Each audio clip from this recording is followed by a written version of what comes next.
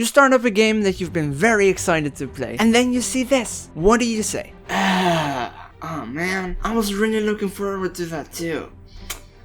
Guess it sucks. No, you don't. Because that's stupid and mean. And you're demotivating and possibly ruining new game developers. So stop it and listen. Because the problem doesn't lie with game engines or their splash screens. It lies with you. Every now and then it becomes trending again. Hating on games because of the engine they were made in. Like you could hate on this beauty.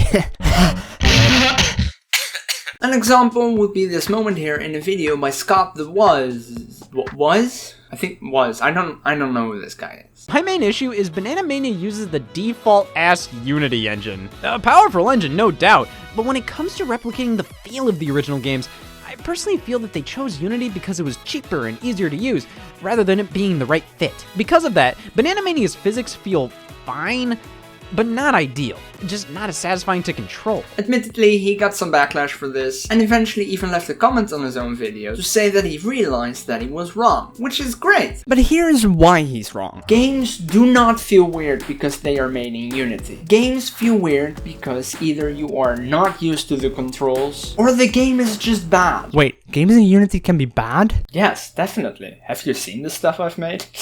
But games can be bad in other engines too. For example, this is one of the first games I've ever made. It's horrendous. Obviously, it's my first game. And it was made in GameMaker. Does this mean that GameMaker is a bad engine because my game doesn't feel right and just isn't that great? Well, actually, no.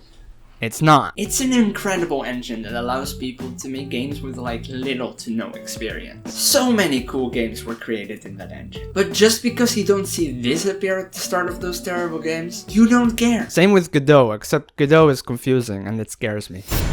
Unity is an engine responsible for many incredible games. A lot of terrible ones too, sure, but a lot more good ones than you might know. You see, Unity likes money almost as much as they like thinking about that one line of code you changed. And when someone decides to pay for their software, they allow themselves to get rid of that infamous splash screen. That's why you maybe didn't know that some popular games made with Unity are Hearthstone, Hollow Knight, Rust, and many more. They got that sweet license, so they do not have that not so sweet splash screen. It has looked worse though, that's for sure. Yeah, if you're new to Unity, it's looked way worse. New developers, kids, or adults who like messing about with games in their spare time might not want to or cannot spend that kind of money on Unity Pro. Holy crap! That must be a typo. What? Per year? I am never buying Unity Pro. So all those people are stuck with the default splash screen, which, by the way, you can edit. Mine looks like this, for example. I know why people complain when they see the splash screen appear. I've been there too. Too often there are games that are just complete asset flips, quick cash grabs, or just plain bad. And they all start with the same splash screen. I get it. The splash screen left a bad taste in my mouth too.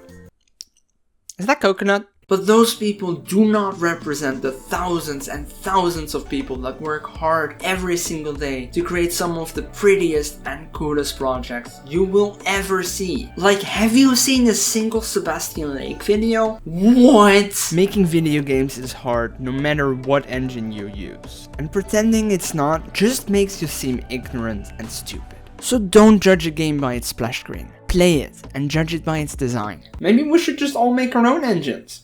Yeah, I don't see that problem. How hard could it be?